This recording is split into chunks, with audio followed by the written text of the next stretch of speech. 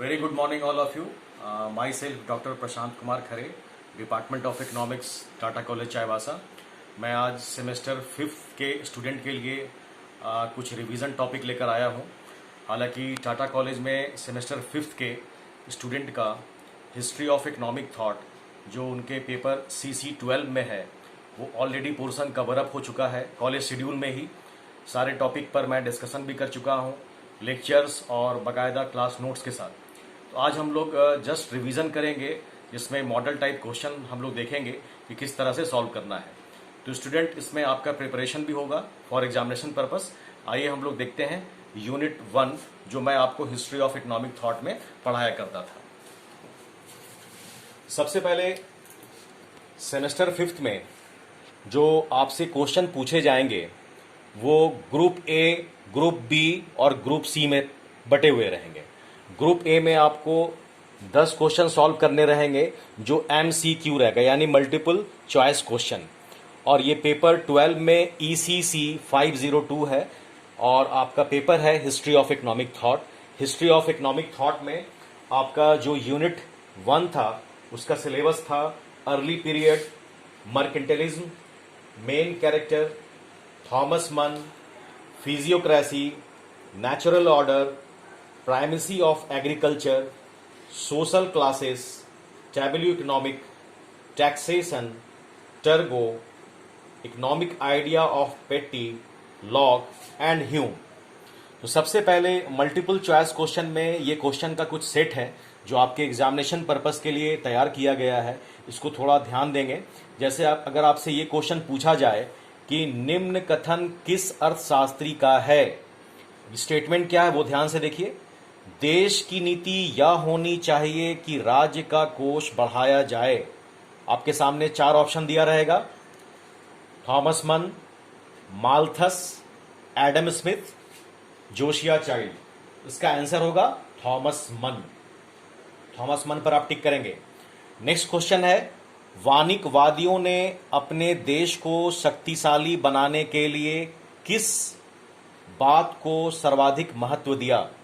Option आपके पास रहेगा जनसंख्या, सोना व चांदी, यातायात एवं सेना। तो आपका बेस्ट आपका आंसर रहेगा सोना एवं चांदी। इस पर आप टिक लगाएंगे। नेक्स्ट क्वेश्चन रहेगा, सपोज 1492 में 1492 में अमेरिका की खोज किसने की थी? ऑप्शन आपके पास दिया रहेगा William Petty, Vasco da Gama, Cannan, Columbus. तो आप इसमें टिक करेंगे कोलंबस। जैसा कि आपको मालूम है कि 1492 में कोलंबस ने अमेरिका की खोज की थी और वास्को डिगामा ने 1497 यानी 1497 में इंडिया की खोज की थी। उसी तरह से नेक्स्ट क्वेश्चन देखिए, व्यापारवाद को जन्म देने वाले राजनीतिक कारणों में से कौन से कारण महत्वपूर्ण थे?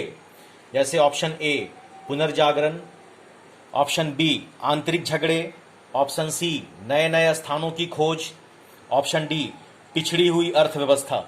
तो हालांकि ये चारों ऑप्शन जो है वो काफी करेक्ट है इस क्वेश्चन को देखते हुए, लेकिन इस क्वेश्चन के पर्टिकुलरली अगर देखा जाए तो सबसे बेस्ट ऑप्शन होगा आंतरिक झगड़े, क्योंकि आंतरिक झगड़े जो थे वही व्यापारवाद को जन्म देने का मुख्य राजनीतिक कारण था।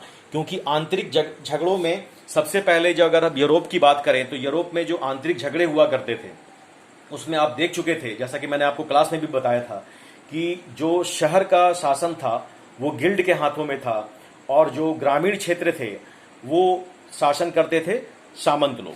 तो गिल्ड और सामंत से जनता त्रस्त थी और इस तरह से जनता के द्वारा जो भी टैक्स वसूला जाता था वो उस टैक्स से इन लोग विलासितापूर्ण जीवन व्यतीत करते थे, जिसके चलते अगर कोई युद्ध भी होता था तो सेना के रूप में जनता को अपने राज्य से, अपने परिवार से काफी दूर दूर तक, काफी समय तक रहना पड़ता था। और ये सब कारण मिलकर के आंतरिक झगड़े के कारण काफी लोग त्रस्त थे और लोग एक नए व्यापारवाद को स्टैब्लिश करना चाहते। तो इसका सबसे बेस्ट आंसर होगा आपका आंतरिक झगड़े।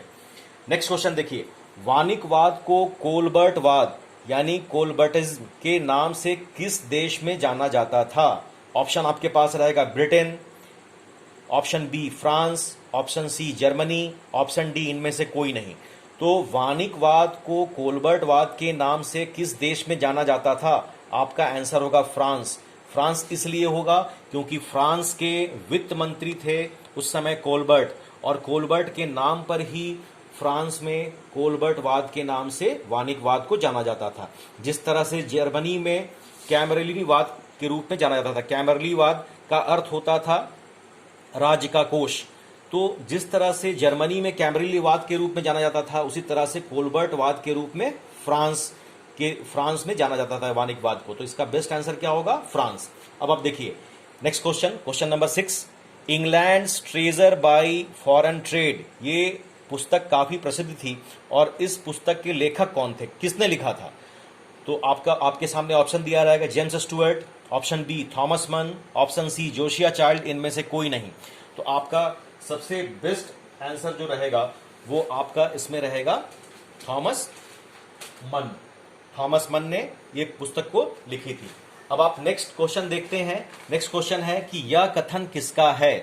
व्यापारवादियों ने यह सोचा कि इंग्लैंड के लिए विदेशी व्यापार का महत्व काली मिर्च प्राप्त करने के बदले सोना चांदी प्राप्त करने से था। आपके सामने 4 ऑप्शन दिया रहेगा, थॉमस मन, जोशिया चाइल्ड, कैनन। तो आपका आंसर क्या रहेगा इसमें? कैनन। नेक्स्ट क्वेश्चन देखिए, प्रकृतिवाद के जन्म में किस देश की कृषि क्रांति का हाथ प्रमुख रहा? ये काफी इंपॉर्टेंट क्वेश्चन है। आपके सामने 4 ऑप्शन दिए रहेंगे, इंग्लैंड, फ्रांस, जर्मनी, अमेरिका। इसका सबसे बेस्ट आंसर रहेगा इंग्लैंड, क्योंकि इंग्लैंड की ही कृषि क्रांति प्रकृतिवाद के जन्म में काफी सपोर्टिव रही। नेक्स्ट क्वेश्चन देखिए, शुद्ध उत्पादन यानी नेट प्रोडक्ट प्राप्त होता है। आपके सामने 4 ऑप्शन दिया रहेगा, उद्योग से, व्यापार से, कृषि से, खनिज संपदा से। तो नेट प्रोडक्ट यानी शुद्ध उत्पादन कहां से होती थी? कृषि से थी। इसका आंसर क्या होगा आपका? एग्रीकल्चर, कृषि से। 10वां क्वेश्चन देखिए, संपत्ति के परिभ्रमण यानी सर्कुलेशन ऑफ वेल्थ नामक जो सिद्धांत था, उस सिद्धांत में प्रमुख योगदान किसका रहा? उस सिद्धांत में प्रमुख योगदान किसका रहा? आपके सामने 4 ऑप्शन दिया रहेगा, कैने का, टर्गो का, रिचर्ड कैंटिलोन का, इनमें से कोई नहीं। आपका आंसर होगा कैने का। तो ये जो 10 क्वेश्चन का सेट आपके सामने दिया गया है यूनिट 1 में हिस्ट्री ऑफ इकोनॉमिक थॉट में, आप इसको अच्छी तरह से तैयार कीजिए, इसको अच्छी तरह से रिवीजन कीजिए। ये सभी इंपॉर्टेंट क्वेश्चन हैं जो आपके एग्जामिनेशन के पॉइंट ऑफ व्यू से मैंने तैयार किया है। नेक्स्ट वीडियो में मैं कुछ और क्वेश्चन लेकर आऊंगा जिससे आपका रिवीजन काफी अच्छे से होगा। तब तक के लिए थैंक यू।